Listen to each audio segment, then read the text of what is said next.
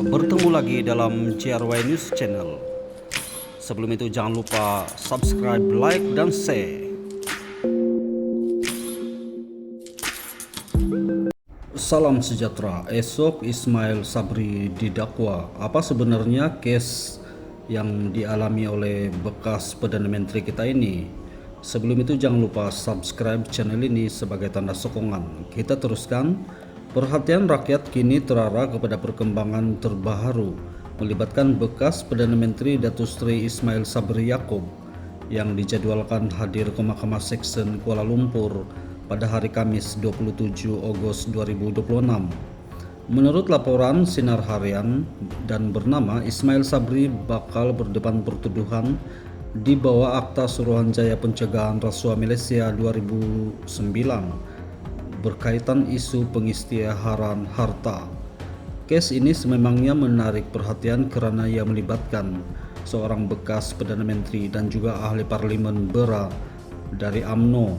Berdasarkan maklumat yang dilaporkan, prosiding jadwalkan bermula pada 9 pagi di hadapan Hakim Sujana Hussein. Sebelum ini Ismail Sabri sepatutnya didakwa pada 7 Ogos lalu. Bagaimanapun prosiding tersebut ditangguhkan selepas beliau dimasukkan ke Institut Jantung Negara IJN atas faktor kesehatan. Sementara itu, peguam beliau Datuk Amir Hamzah Arsad mengesahkan bahwa anak guamnya akan hadir ke mahkamah pada tarikh baharu tersebut. Persoalan utama sekarang ialah apakah bentuk pertuduhan yang bakal dibicarakan terhadap beliau dan bagaimana beliau akan menjawab pertuduhan berkenaan. Apa yang lebih menarik perhatian dalam kes ini ialah siasatan SPRM yang sebelum ini dilaporkan membawa kepada rampasan wang tunai berjumlah RM kira-kira 170 juta dalam pelbagai bentuk wang asing. Selain itu, SPRM turut menyita 16 kg jongkong emas yang dianggarkan bernilai sekitar RM 7 juta. Namun begitu, perkara ini sangat penting untuk kita bedakan. Rampasan aset dan juga siasatan tidak bermaksud seseorang itu telah bersalah.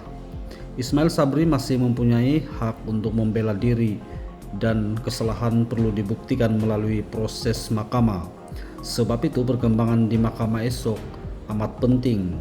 Kita akan dapat melihat apakah pertuduhan sebenar yang dikemukakan, apakah pendirian pihak pembelaan, dan apakah langkah seterusnya dalam proses perundangan ini.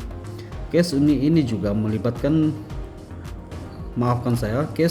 memperlihatkan bagaimana isu pengisytiharan harta boleh menjadi perkara serius apabila melibatkan tokoh politik berprofil tinggi.